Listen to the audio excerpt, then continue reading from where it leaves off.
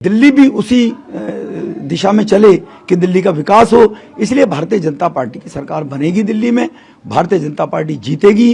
कुछ शीला जी के द्वारा सीटों का जो डिलिमिटेशन किसी जमाने में कांग्रेस के द्वारा किया गया, जिससे खुद ही अपनी वो हिट विकेट शीला दीक्षित जी हुई थी, इस प्रकार की कॉन्स्पिरेसी करके कि वोटों को, सीटों को इस तरह से बनाया गया। एक वर्ग है जो वर्ग भारतीय जनता पार्टी को वोट कास्ट करने में परहेज करता है, उनको धीरे धीरे जोड़ जाड़ के ऐसा करने का प्रयास शीला जी ने किया था।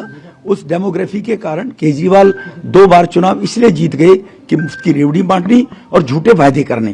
अब 10 साल में केजरीवाल जी एक्सपोज हो गए कि वो केवल झूठे वायदे करते हैं, कर कुछ सकते नहीं है। ये कालका जी की जनता का डेवलपमेंट को लेकर अगर उनको चाहिए डेवलपमेंट होगा तो स्वाभाविक आतिशी की वो विदाई करेंगे। वो मैं कोई किसी को लीड देने वाला नहीं हूँ, ये कोई रेसलिंग नहीं है, ये कोई कंपटीशन टेस्ट दे के हम आगे नहीं बढ़ रहे हैं, ये जनता के आशीर्वाद का है। कालका जी की जनता आशीर्वाद अगर देगी तो स्वाभाविक आतिशी को लौटना पड़ेगा, क्योंकि आतिशी ने पिछले 5 साल में क्षेत्र में केजरीवाल जी ने दिल्ली में कुछ कराया नहीं है। और अगर इन परिस्थितियों में भी केजरीवाल को लोग अगर वोट देते हैं तो वो वर्ग जो देश में विकास, देश की तरक्की चाहता है, तो वो लोग वास्तव में इस बात को लेकर व्यथित होगा। लेकिन मेरा 100% मानना है कि इस बारी आपदा जा रही है और भाजपा आ रही है दिल्ली के विकास को लेकर। अरविंद केजरीवाल नया दिल्ली आसन, সেখানে এগিয়ে গিয়েছেন তিনি। প্রাক্তন মুখ্যমন্ত্রী, দিল্লির প্রাক্তন মুখ্যমন্ত্রী, ইঙ্গিত একেবারে স্পষ্ট। অরবিন্দ কেজরিওয়াল আপের হেভিওয়েট ক্যান্ডিডেট, তিনি কিন্তু অবশেষে এগিয়ে গিয়েছেন। চন্দনদার কাছে আমি একবার সংক্ষেপে আসি। চন্দনদা, কোথাও জাতীয় রাজনীতিতে কংগ্রেস কি একা হয়ে পড়ছে? উত্তরপ্রদেশের বাই ইলেকশন আমরা দেখলাম, সেখানে সমাজবাদী পার্টির সঙ্গে দূরত্ব তৈরি হলো। তৃণমূল কংগ্রেস দাদাগিরি মানবে না, আপ ইতিমধ্যেই বহিষ্কার করার ডাক দিয়েছে।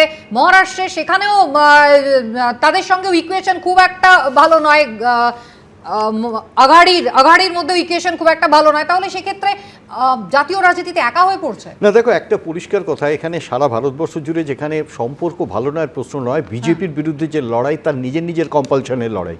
অর্থাৎ এখানে তৃণমূল কংগ্রেস বা আপ বা অন্য যেসব দলগুলো, তারা কংগ্রেসের নেতৃত্ব মানুক না মানুক, তাদের তো লড়াইটা বিজেপির বিরুদ্ধে করতেই হবে, যদিও তৃণমূল কংগ্রেস করে কিনা জানি না। কিন্তু একটা জিনিস তোমাকে বুঝতে হবে, সেটা হলো যে কংগ্রেসের নেতৃত্ব মানাটা তো ন্যাচারাল কম্পালশন। 99+3। এখন সেখানে যদি তারা কি সংখ্যা তত্ত্বের অন্য জায়গাতে অন্য বিশ্লেষণ করে, সেটা তাদের রাজনৈতিক কৌশল হতে পারে, কিন্তু এখানে কোনো কৌশল যে আদারওয়াইজ থাকে না। এই নির্বাচনটা কিন্তু প্রমাণ করছে, এই নির্বাচনটা কিন্তু নিগুড়ভাবে প্রমাণ করছে কংগ্রেসের হাত ছাড়লে কি বিপদ হতে পারে। এবং খুব স্বাভাবিক অর্থে এই নির্বাচনটা প্রমাণ করছে যে দুর্নীতির মুখোশের আড়ালের নির্বাচন লড়াই করলে কি বিপদ হতে পারে। এটা নিয়ে হাত ছাড়লে বিপদের কথা বলছেন। আমি পরিসংখ্যানটা একবার দেখিয়ে দিই। কংগ্রেস কিন্তু এই মুহূর্তে শূন্য হয়ে গেল।